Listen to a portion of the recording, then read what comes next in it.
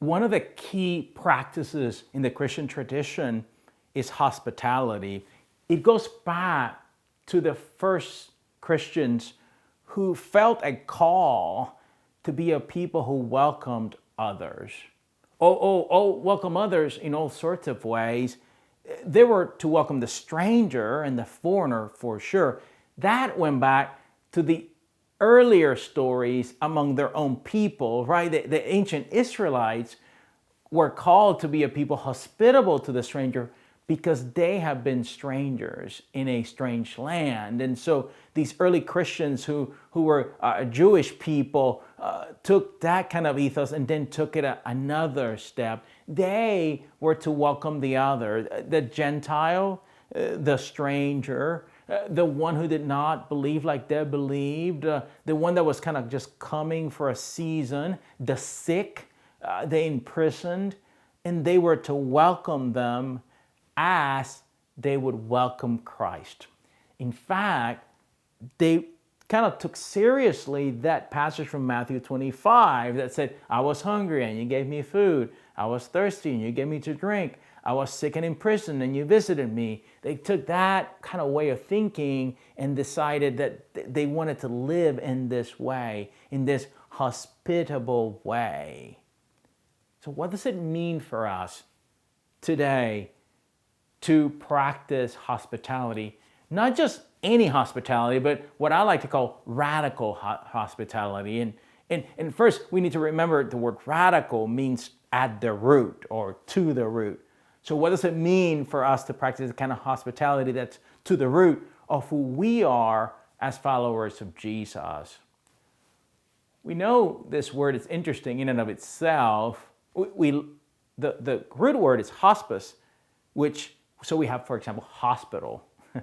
We have hospitality. And often in hospitality, we mean like hotels and restaurants, those kinds of places that kind of host people. We have host. That's part of that root word. And yes, there is a sense in those words about someone who is hosted, a stranger, a foreigner, a sojourner who's hosted. But hospice has an interesting twist in its etymology. Hospice is a word that includes host guest, right? Host guest. Host guesting would be the best way to define this word. In other words, that there's something about hospitality, if we're practicing it, in which we recognize that, yes, we might be the host for sure, but that also, in order for us to be truly hospitable, we need to take on the aspect of being the guest. So think about any time you've been a guest somewhere. What was it that made you feel comfortable? What made you feel at home? What made you feel welcomed? Was it the way in which the host greeted you, maybe at the door by name and welcomed you into their home? Or was it the kind of food they cooked? Maybe the host sent you an email and said, hey, what do you like to eat? And then they cooked that, right? That's a sense of being home. Or maybe there's the kind of music that they were playing as you were in the space. Or maybe they invited a friend that had certain affinities with you, right? They knew that in order for you to feel comfortable, you had to be with others that were more like you. Or maybe it was some other little details. Maybe the way they were curious about your life and they looked at you in the eye, or the way they double-checked with you about how do you pronounce your name again? Or maybe it was the way they welcomed your children, you know? Maybe they don't have children, but the way that they welcome your children with toys and stories, and they were not bothered that the kids were kind of running everywhere. What was it that made you feel at home when you've been a guest somewhere? Now, take that feeling and now carry it to what Christian hospitality looks like. Christian hospitality takes seriously the person that is coming before us. It's not just about being nice. You can be nice and not be hospitable, by the way. Or you can be polite and not be hospitable in the way that Jesus calls us to. It's a way in which we think about what we do and ask the question, how will the stranger and guest feel if they enter this space? Would they feel at home? Or are there signs everywhere that they are an other? See, at its core, the practice of hospitality, it's about making sure that this one before us feels their full humanity. They're seen for who they are. It's not that we erase the differences that we have with one another. No. In fact, the beauty of humanity is that we are different, but instead it's that we engage each other in a way that humanizes the other.